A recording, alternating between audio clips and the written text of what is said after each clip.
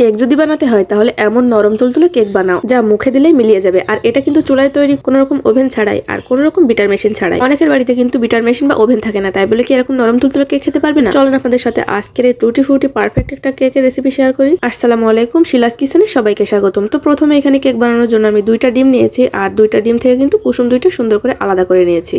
এখন কুসুম 2টা আমি কিন্তু আলাদা করে এক সাইডে রেখে দিয়েছি, আর এই সাদা অংশে কিন্তু আমি এই যে হ্যান্ড উইক্স দিয়ে ভালো করে একটা বিট করে নিচ্ছি। তো এটা কিন্তু এরকম ফেনা ফেনা মতো হয়ে আসলে কিন্তু এখানে আমি চিনি দিয়ে দিচ্ছি, আর চিনির পরিমাণটা কিন্তু হাফ কাপ দিচ্ছি। তো চিনিটা দিয়ে কিন্তু আমি ভালো করে এভাবে মেশাতে মেশাতে একেবারে এটা কিন্তু ফেনা ফেনা হয়ে যাবে। তো এটা কিন্তু আপনাদেরকে অবশ্যই ধৈর্য সহকারে করতে হবে। মানে এরকম যদি একটা হ্যান্ড উইক্স আপনাদের বাড়িতে না থাকে তাহলে কিন্তু কাঁটা চামচ দিয়েও করা যাবে, তো সেক্ষেত্রে একটু সময় বেশি লাগবে। তো আপনারা দেখতে পাচ্ছেন এখানে কিন্তু আমি নাড়া বন্ধই করছি না, মানে অনবরত এভাবে নাড়তে নাড়তে এটা একেবারে এরকম ফমি মতো হয়ে এসেছে। আর এই পর্যায়ে কিন্তু আমি যে 2টা কুসুম উঠিয়ে রেখেছিলাম সেই কুসুম 2টা এখানে দিয়ে দিচ্ছি, সাথে দিচ্ছি হাফ টিস্পুন ভ্যানিলা এসেন্স। এটা দিলে কিন্তু ডিমের আস্তে আস্তে গন্ধটা আর একটু আসবে না। যদি ভ্যানিলা এসেন্সটা না থাকে তাহলে কিন্তু এখানে আপনারা লেবুর রসটা ব্যবহার করতে পারবেন। তো যাই হোক, এখানে কিন্তু ডিমের কুসুমের সাথে আর এই ডিমের সাদা অংশের সাথে ভালো করে এটা মিশিয়ে নিচ্ছি। এটাও কিন্তু বেশ সময় ধরে এভাবে নেড়ে নিয়েছি, আর এটা কিন্তু খুব সুন্দরভাবে মিশে গিয়েছে। তো এই পর্যায়ে আমি দিয়ে দিচ্ছি সয়াবিন তেল। এখানে কিন্তু তেলটা দিয়েছি 2 টেবিল চামচের মতো তেল দিয়েছি। এখন এই তেলগুলো দিয়ে দিয়েছি, আর এটা কিন্তু আবারও ভালো করে এভাবে অনবরত নেড়ে নিচ্ছি। এটা খুব বেশি সময় নাড়বো না, এটা মাত্র 2 মিনিট এভাবে সুন্দর করে নেড়ে নিয়েছি।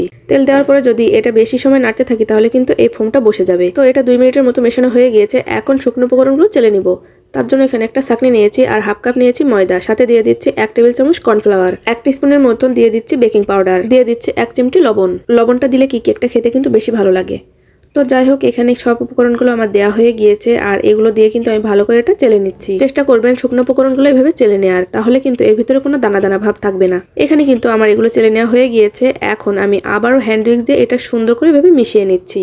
এই সময়টাতে কিন্তু খুব তাড়াহুড়ো করে এটা মেশানো যাবে না, এটা কিন্তু আলতো হাতে ধীরে ধীরে মিশিয়ে নিতে হবে। এটা আমি আপনাদের দেখানোর জন্য কিন্তু স্পিডটা বাড়িয়ে দিয়েছি, তার জন্য মনে হচ্ছে যে আমি অনেক জোরে এটা হয়তো মিশাচ্ছি। আচ্ছা, যারা আমার পেজটা এখনো ফলো করেনি তাদেরকে আমি অনুরোধ করব আমার পেজটাকে ফলো দেওয়ার জন্য। আর আমার এই ভিডিওটা কে কোথা থেকে দেখছেন অবশ্যই কিন্তু কমেন্ট করে জানাবেন। তো এখানে কিন্তু কেকের ব্যাটারটা একেবারে তৈরি। তো এর ভিতরে আমি দিয়ে দিচ্ছি কিছুটা টুটি ফ্রুটি। তো এগুলো দিয়ে কিন্তু আমি আরেকটু এভাবে ভালো করে মিশিয়ে নিচ্ছি। কেকের ব্যাটারটা একেবারে তৈরি হয়ে গিয়েছে। কেকের মোলটাতে কিন্তু আমি কিছুটা তেল ব্রাশ করে একটা লেখালেখির কাগজ দিয়ে দিয়েছি। তারপর কিন্তু কেকের ব্যাটারটা উপর থেকে দিয়ে দিয়েছি। উপর দিয়ে আমি আবারও কিছুটা টুটি ফ্রুটি দিয়ে দিচ্ছি। আপনারা যদি টুটি ফ্রুটি রেসিপিটা পেতে চান আমার পেজের আগের ভিডিওগুলো চেক করবেন, ওখানে পেয়ে যাবেন। কেকের মোলটা আমি এইভাবে ভালো করে ঝাঁকিয়ে নিয়েছি কয়েকবার, যাতে এর ভিতরে কোনো বাতাস না থাকে। তো এখানে কিন্তু আমি চুলাতে একটা হাঁড়ি বসিয়ে দিয়েছি, আর এখানে কিন্তু লেখালেখির কয়েকটা কাগজ দিয়ে দিয়েছি। উপরে একটা স্ট্যান্ড দিয়ে 5 মিনিটের জন্য ফ্রি হিট করে নিয়েছি।